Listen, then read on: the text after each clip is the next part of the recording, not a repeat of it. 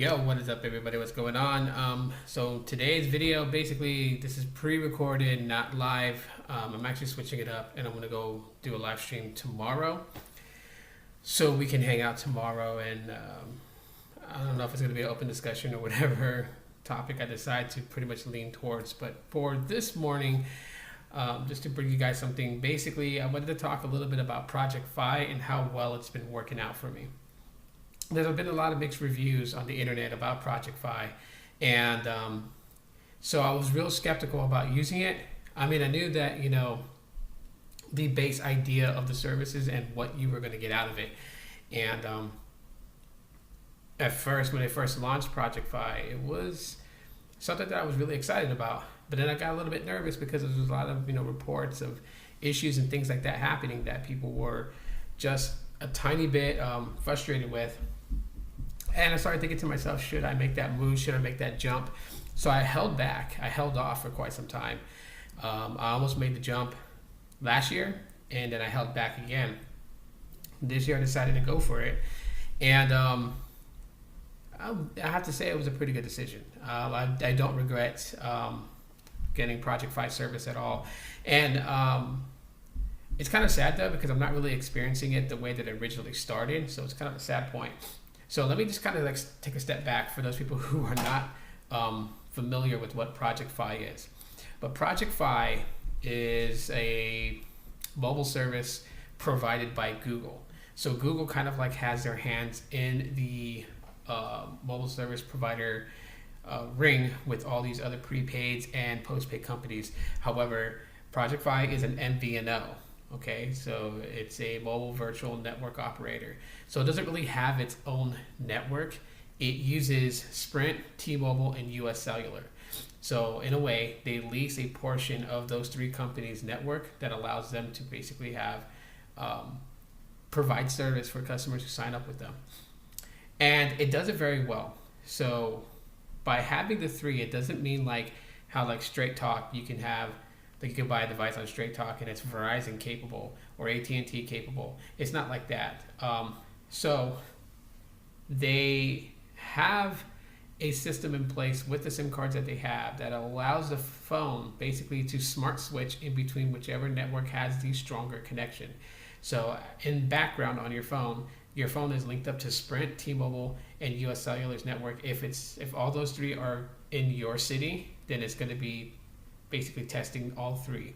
If it's just two of them, it's going to be testing two. But what it's going to be doing is it's going to be determining which one has the stronger connectivity for your phone, and it's going to link up with that network.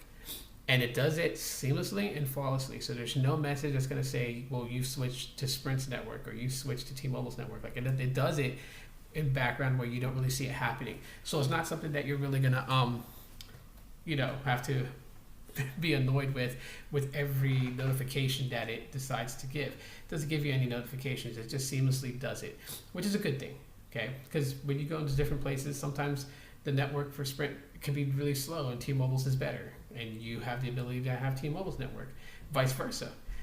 So you really are given a better option of coverage, but it's not like a grand thing. It's not like something that's you'll never have drop bars or you'll never have drop calls. Those things will still exist in the fact that if you go to a place where none of the three carriers have strong signal, well, then you're going to experience weak service.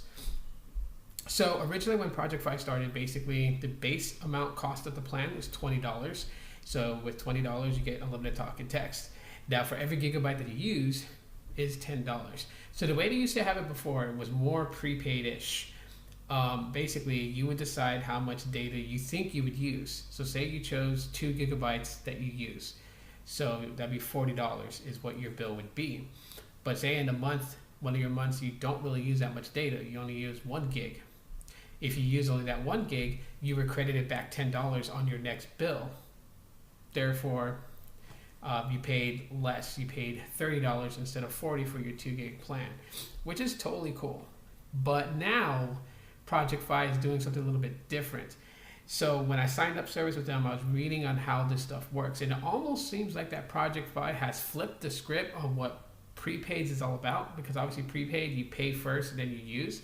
And it almost feels like that with Project Fi, you're using first and then paying after. So it's almost like you're being billed in arrears. The reason I say that is because their new formula set up for how it works is that you pay $20 base price for unlimited talk and text. Then you start using data, $10 per gig, so nothing's really changed there. The only thing that's changed is that you don't set yourself a limit. You use what you use. So say you use, say 5 gigabytes, right? That's going to be a $70 bill. But the way that it's all set up though too is that if you surpass 6 gigabytes, they stop charging you right then and there. Now, it doesn't mean that the service is free, okay? Heed my words closely as I say this. So $20 base price, right? You use 6 gigabytes of data, that's $80. So that's your cap limit, $80, and they stop charging you. However, that doesn't mean that your data shut off. What I think that they're doing is that after 6 gigs, they don't charge you for the data that you use because you're probably going to drop LTE. So you'll probably be on 3G or something that's less, slower speeds for the remainder of your month. So technically, you're capped at 6 gigabytes. So if you're a very power user, or if you stream a lot, or you use your phone for everything and you don't have home Wi-Fi, then Project Fi is not going to work for you. That is one of the major caveats that it has. It's not going to work for you because you're going to be limited to 6 gigabytes. Some people will use 30 gigabytes in a month and be totally okay with it. Some people just don't use a lot of data. And the reason why, it's not that I don't use data per se, it's just that I have home Wi-Fi. So when I'm at home, I'm not using any cell connectivity at all other than the fact of making phone calls and text. So with that, when I'm at home, I'm on Wi-Fi. So I don't use a lot of data. I think since I've had it almost a week now, I have only used 282 megabytes. That's what I've used in this past 5 days, because Thursday would be an entire week with Project Fi. 282 megabytes. Of course, this is my secondary driver. This is not my daily driver. I still have Boost Mobile service. I still have my Moto E4 Plus. And my Moto E4 Plus has 8 gigabytes of hotspot. So I tend to go out and carry this phone with me. If I don't really want to use the actual data that I get from Project Fi, then I link it up with my hotspot on my phone. So I'm not going to kill off 6 gigabytes real quick. When I'm at home, I'm on Wi-Fi. Every now and then, I'll just be like, okay, you know what? I'll just take it and do what I do with it. But even then, when I'm out and about, I'm not really on my phone as much. So, all that is the reason why 282 megabytes was used in 5 days. So it's not like that I just kept my phone down and did absolutely nothing with it. I've been doing stuff on it. It's just I've been using other methods that work for me, okay? It may not work for everybody, but it works for me. And I don't use that much data, so I keep a low bill with this one. Now, the big old question with Project Fi that a lot of people ask is, can you use it on an iPhone or say another device? Because one of the other caveats that Project Fi has is that you have to get a basically Project Fi enabled device. The only ones currently right now that do support Project Fi and its SIM card and the way that its system works is the Pixel 2s, so both the XL and the regular, the Pixel, both versions, and the Nexus 6P, 5X, the Nexus 6, and the Moto X4 Android One version. Those are the only phones that really actually support what Project Fi system does with the smart switching between the 3 networks. But it's not to say that you can't use Project Fi on any other device. You actually can. You can put the SIM card in a GSM unlocked device. However, if by doing so, you will only have access to T-Mobile's network. If you're thinking that you can sign up for Project Fi, get a SIM card and slip it into your iPhone or your GSM unlocked Android device, it doesn't work that way. Sorry to say it. But you need a Project Fi ready device to activate the SIM card. Once the SIM card is activated, you can then move it over into another device. So you have to have a Project Fi device at the end of the day. Some people have been doing this weird thing where they go to Best Buy or they go to a place where a Pixel phone is on demo, and without the employees knowing, they pop open the SIM tray and they stick their SIM in there to activate it. Which, don't do that, guys. If anyone out there is thinking about going to Project Fi, do not do that, because what happens is that device that's on display that will be sold as an open box product, if they ever need to, that phone is already going to be activated on Project Fi. So if someone else got the phone and they were trying to activate it on Project Fi, it's going to register already activated, because Sprint uses CDMA, which requires activation by MEID based off the chip on the motherboard. Whereas with Sprint, LTE is only provided by the SIM card through the UICC card, basically. On GSM, everything relies on the SIM card. So both, phone, text, data, all through the SIM card. So it's not like a GSM device per se. So actually, when you activate it, you'll see on the top it says Sprint DM, and it's basically linking up with Sprint's network. So it is actually activating it so that way it can use Sprint's network. The SIM card's already T-Mobile network ready and enabled, and as well as for US Cellular. So all those things basically come into play. So you will need a Project Fi device ready to activate the SIM card. But yes, it can work on the iPhone. There are several videos here on YouTube that will show you guys that. It will work on a GSM unlocked device. I've actually slipped a Project Fi SIM card into one of my other devices, my Honor 8, and it actually showed Project Fi on the top, and it was basically ready. So per se, it could be used on there. Now, the crazy thing about Project Fi is that if you are ordering a SIM card, Project Fi allows you just enough data to basically activate. So even without it being fully set up, if you slip the SIM card in a device, it'll actually have 2G speeds, and you can still access the data. You can still make calls through Hangouts. However, it's not going to be sufficient for you to use it as free service, basically, if you're looking to do that. But right now, I gotta say, I'm thoroughly impressed with Project Fi and just basically how well it's actually ran. I mean, the few times that I've had it actually rely on its own network source for data, it's actually been really, really good. So I have no complaints there whatsoever. Moving on, I'm not really going to talk too much about the Moto X4 because I am working on a review that should be out in 2 weeks. So I'm doing things a little bit different right now. I've actually been recording some clips here and there of me using the device when I find something either new about the device, or if something that I just feel like I want to show you guys. And those will all be put together in a full review video that I'm working on.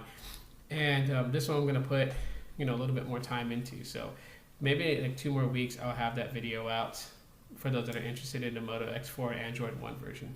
Now, someone asked me what Android One is. Why is there an Android One version? And in India, they've actually launched Android One there. They've had it there for quite some time. The Moto X4 on Project Fi is the first one to make it to the US.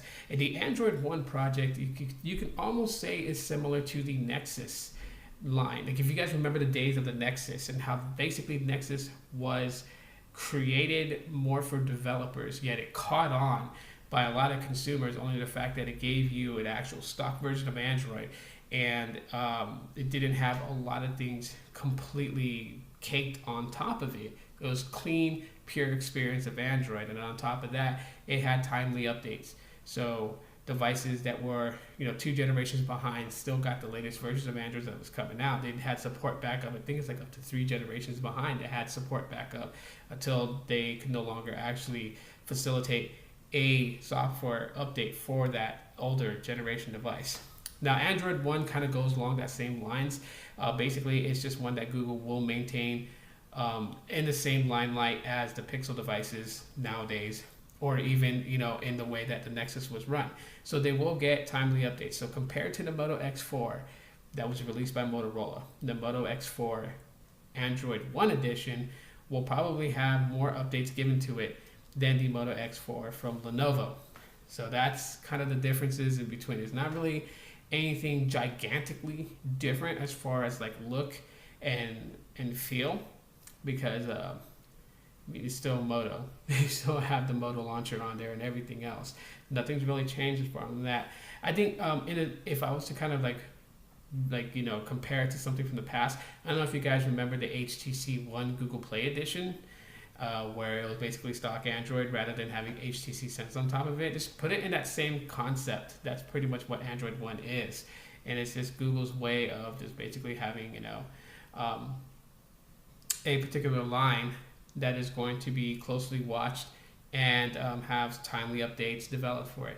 Now, another thing that also makes Android One pretty cool was that the intention of Android One was to put Android devices in hands of people that could not afford flagships. So their main goal was to bring them a smartphone. So a lot of Android One devices, if you were to Google search them and try to find them on Amazon or eBay or whatever, you'll notice that they're not really expensive. They're not like $600, $700, $800 phones. And that's because that's not the goal. The goal of Android and the goal of Google was to bring smartphones to people who needed them but couldn't afford them.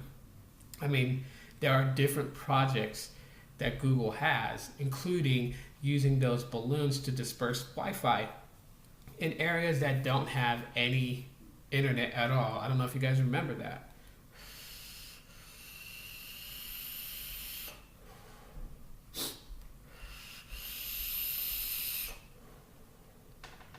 Quick vape break. Sorry, I vape, for those who watch it the first time.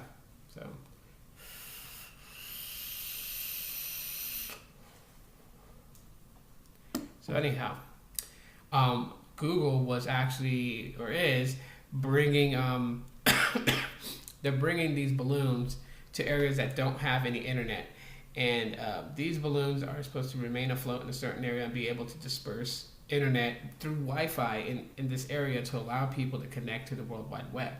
I think they tested this out in Africa. I want to say that they actually tried and tested this out, and I don't know if the project, what's happened to the project since, because I haven't really followed up with it to see what advancements that project has taken. But I can say that, while I am right now kind of like in a negative way going against technology, and I have a different reason why, and I'll explain that later on, I still fully support technology itself. I mean, technology is always going to grow. It's always going to advance. I mean, there's a lot of theories. There's a lot of things going on out there, and those are just theories and speculations. But we can always, say one thing is for sure, is that technology is going to continue to keep growing.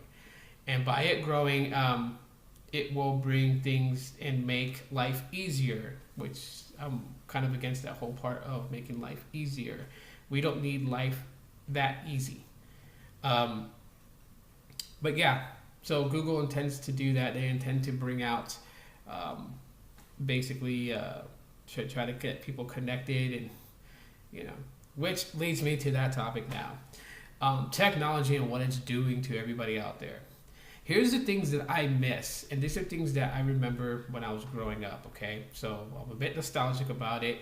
And maybe, because I'm older than some of you guys, maybe you guys can't relate. Some of you guys who are around my age will probably be able to relate, as you grew up in the same time era as me. Yes, it sounds weird for me to say that. I'm 35 years old, so I grew up in a time where things were different than what most kids today have. And I miss those days, because those days we didn't have a lot of things interfere with our ability to grow and develop social skills. My day, honestly, which may sound boring to some kids today, my day consisted of me of going to school, getting out of school, coming home, doing my homework, and then after that, being allowed to go outside and play with my friends. So we would go outside, we would use our imaginations, we would play, whether we would collaborate and bring our toys that we wanted to play with outside and set up this giant in the front yard, set up this giant massive looking just action figures left and right, whether it was G.I. Joe, Thundercats, Voltron, Transformers, He-Man, whether it was any of those things. And we would play in the front yard. We would use our imaginations. I mean, my front yard literally turned into like a majestic forest. Okay, or like even like the war-ridden jungles, depending on what toys we were playing with, whether it was GI Joe or if it was He-Man, because we was He-Man, and we had Skeletor, we had He-Man, we had all these toys, characters, whatever. And we would that's what we'd do, or we would run and play games like football, soccer. We would play things like that, kickball. I mean, these are things that we did on a daily. We were always outside. I think, majority of my childhood, I was outside.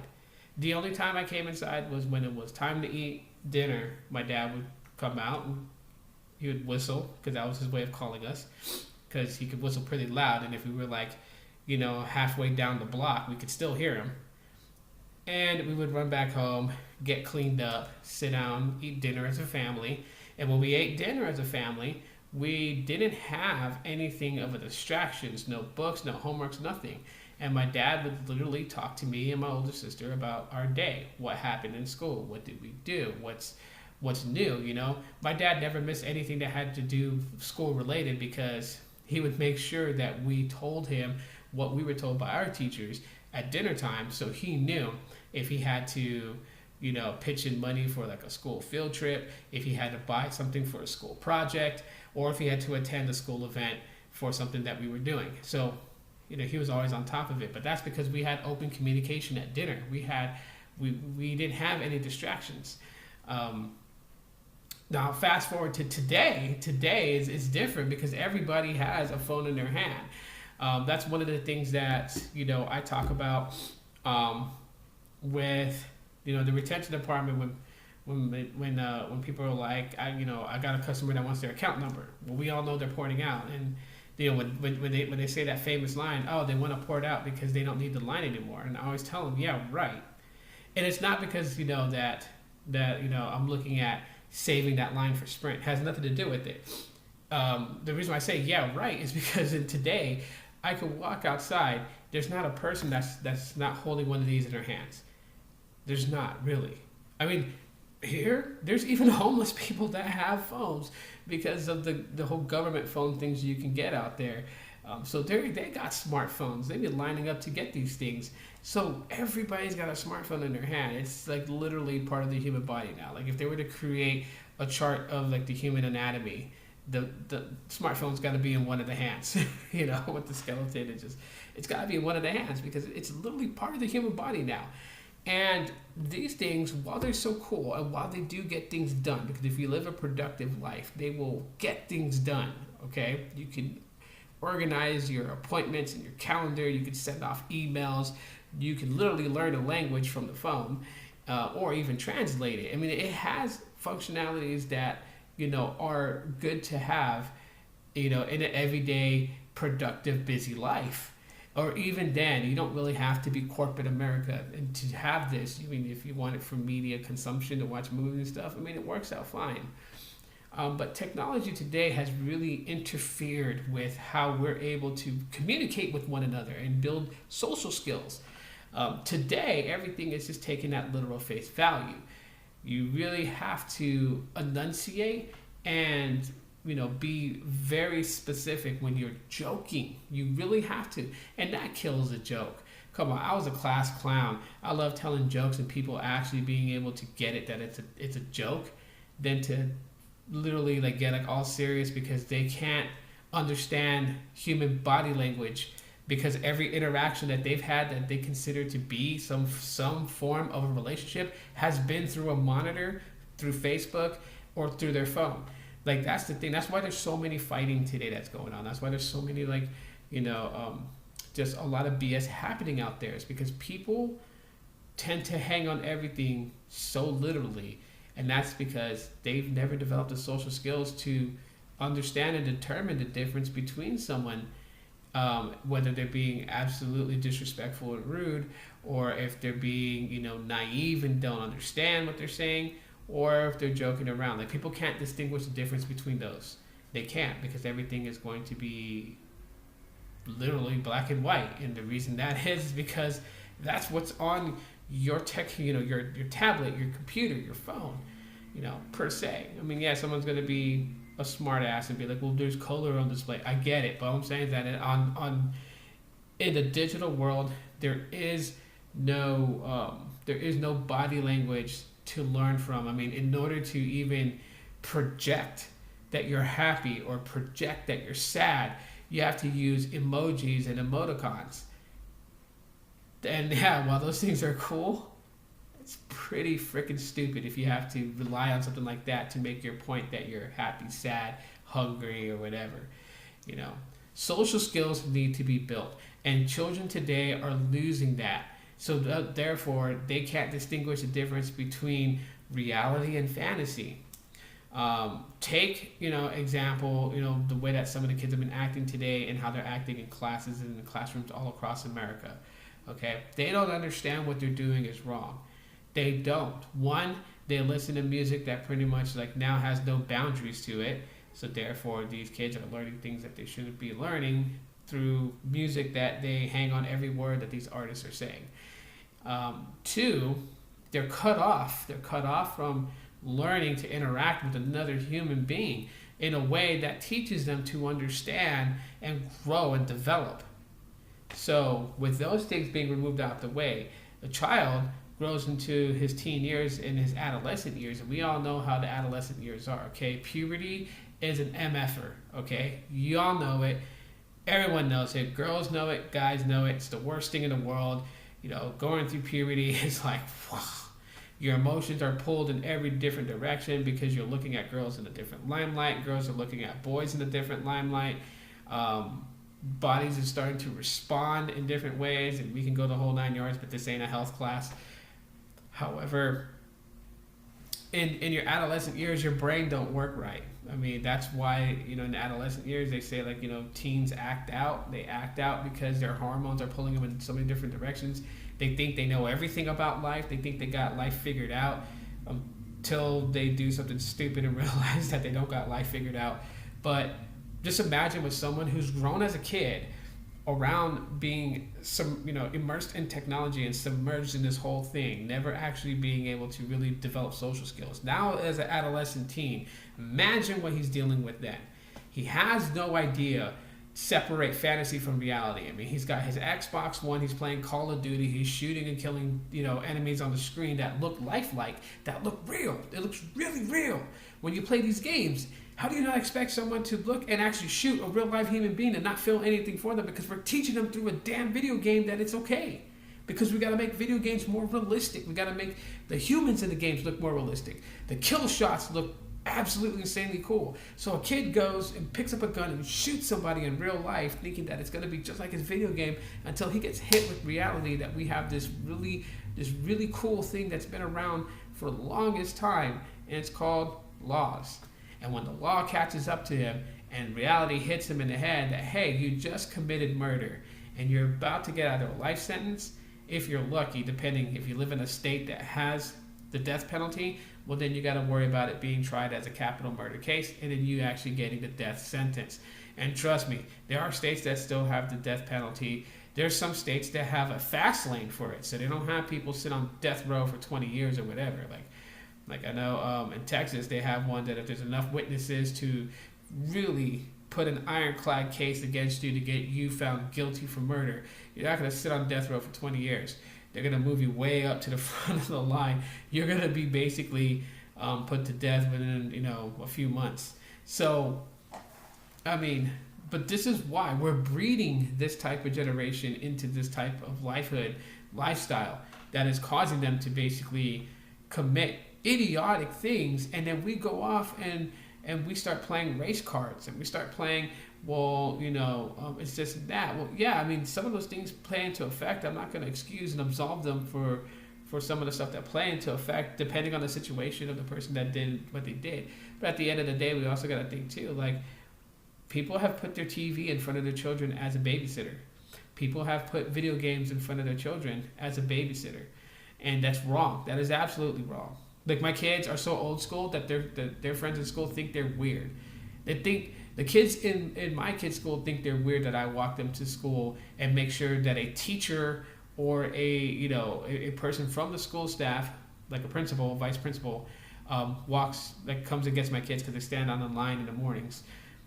They walk to get them. Like, Most parents will just let their kids through the gate and that's it, okay, bye, see you later, and walk away and get on Facebook as they're walking home. I'm not like that. I want to make sure that somebody has my kid, so I know that my kid is in good hands at the school, so I know that they're where they need to be, because there's a lot of freaking creeps out here in the world that we got to be very careful about. So I'm old school like that. When I pick up my kids from school, I'm there. Even if they could walk home like other kids, other kids walk home. They live like down the road, so parents don't come to pick them up. They just walk home. I don't do that because that's what led to things like kidnapping, stuff like that happening. So I'm not about that. I'm very old school. My kids, they don't have cell phones. Okay, my daughters, at her age, some of her friends have cell phones, and I know she kind of feels left out. She's not getting a cell phone. She's not getting a cell phone because she doesn't need to be wrapped up in that life. That life is not for her. Like, I want her to experience being a child, growing up, playing with toys, playing with friends, going outside, getting in the sun, getting exercise. In America, we're in health-wise, we're fighting obesity, right? And look at me. Like, people have made fun of me on YouTube saying, yo, bro, you're fat. Well, yeah, I know I'm heavy set, right? I can always diet, I can always exercise. But the thing is that I let myself get to this state. I let myself get consumed with everything else that just, I thought was important, that took time away from the time that I could have used to exercise and get myself healthy. So that's what I'm saying. Like, these things, while they're good for us, technology is good for us and technology helps out, it's also a very bad thing too because of the distractions, which is why I always tell people with moderation. With moderation, you can appreciate technology. With moderation, you can use it the way it's intended to do, which is to help you through life, help you connect with family, but never replace your real world. And I think that's what people are doing. People are so sick and tired of living paycheck to paycheck, living throughout hard times, that they use the internet, they use Facebook to create a fake world for them to live in that takes them away from everyday, day-to-day stress. And don't ever do that, because your day-to-day stresses will still be there when you come back to reality. The only way you're going to stay permanently in this fantasy world is the day that you shut your eyes and you're 6 feet under. Because then you can dream all that when you pass on.